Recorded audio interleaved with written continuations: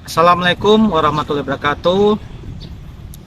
Bani Umayyah merupakan era paling cepat setelah masa Khulafaur Rasyidin. Proses penyebarannya hingga ke Afrika Utara, Andalusia, Cordoba, dan lain sebagainya. Bani Umayyah dipimpin oleh Muawiyah bin Abu Sufyan. Hubungan kekerabatannya sangat dekat dengan Khulafaur Rasyidin. Yang ketiga yaitu Utsman bin Affan. Mereka berdua sama-sama berasal dari keturunan Umayyah atau lebih tepatnya lagi Bani Umayyah. Dalam perkembangan, Bani Umayyah ini terbagi kepada 3 fase. Yang pertama adalah fase pembentukan atau fase berdiri. Yang kedua adalah fase perkembangan, di mana disinilah nanti kejayaan Bani Umayyah ditampilkan. Serta yang terakhir adalah fase reruntuhan Bani Umayyah diakibatkan kelemahan sistem monarki, diakibatkan kelemahan politik KKN yang dilakukan oleh para khalifah, para pembesar yang terlibat dalam lingkup istana Bani Umayyah.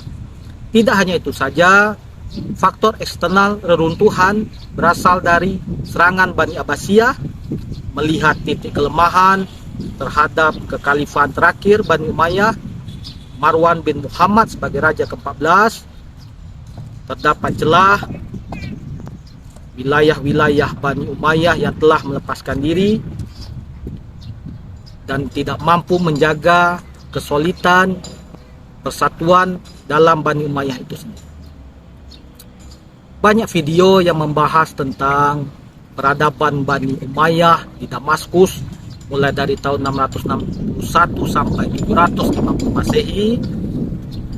Namun saya pribadi merasa itu tidak cukup, dan untuk itu dalam pembelajaran SKI kelas 11 di model Kota Bengkulu, saya mencoba menampilkan kompetensi dari siswa kelas 11 dalam menceritakan fase reruntuhan Bani Umayyah di Damaskus pada tahun 750 Masehi.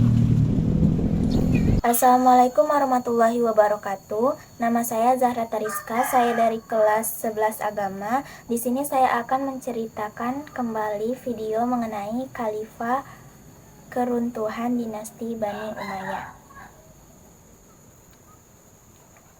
Masa dinasti Bani Umayyah tercatat sebagai era yang paling cepat dalam penyebaran Islam setelah zaman Khulafaur Rasyidin. Nah, pada masa Umar bin Abdul Aziz menjabat sebagai khalifah, kekhalifahan Bani Umayyah disebut-sebut mampu mendekati kondisi yang sama ketika zaman kepemimpinan Khulafaur Rasyidin. Tetapi kepemimpinan itu tidak berlangsung lama. Hanya 2 tahun memimpin, Umar bin Abdul Aziz meninggal dunia. Dan digantilah dengan Yazid bin Abdul Malik. Nah, dari sinilah benih-benih kejatuhan Bani Umayyah itu mulai tersemar. Di awal pemerintahannya, berbagai pemberontakan terjadi di wilayah Bani Umayyah. Tetapi hanya 4 tahun memimpin, Yazid bin Abdul Malik meninggal dunia. Setelah itu dilanjutkan oleh sepupu pilihannya, yaitu Hisham bin Abdul Malik. Sebenarnya ia itu ingin anaknya yang menjadi khalifah, tetapi pada saat itu umur anaknya belum wajar untuk menjadi seorang khalifah. Nah, lamanya periode kepemimpinan Hisham bin Abdul Malik inilah yang menimbulkan masalah baru di dinasti Bani Umayyah. Mereka mengubah sistem pergantian kepemimpinan melalui garis keturunan yang menyebabkan persaingan tidak sehat. Kemudian Al-Walid bin Yazid pun beranjak dewasa dan merasa dirinya sudah pantas menjadi seorang khalifah. Padahal Al-Walid bin Khalid ini dinilai mempunyai akhlak yang buruk semasa hidupnya. Nah, tidak lama kemudian Hisham bin Abdul Malik pun meninggal di tahun 126 Hijriah.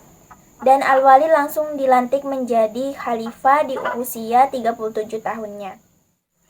Masa kepemimpinan Al-Walid bin Yazid tidak sesuai dengan kepemimpinan seorang khalifah dan tidak sesuai juga dengan agama, sehingga masyarakat membencinya. Maka tidak lama memimpin, dendam masyarakat terhadap fanatisme kesuguhan dan amarah rakyat melihat pemimpinnya dekat dengan kemaksiatan bersatu padu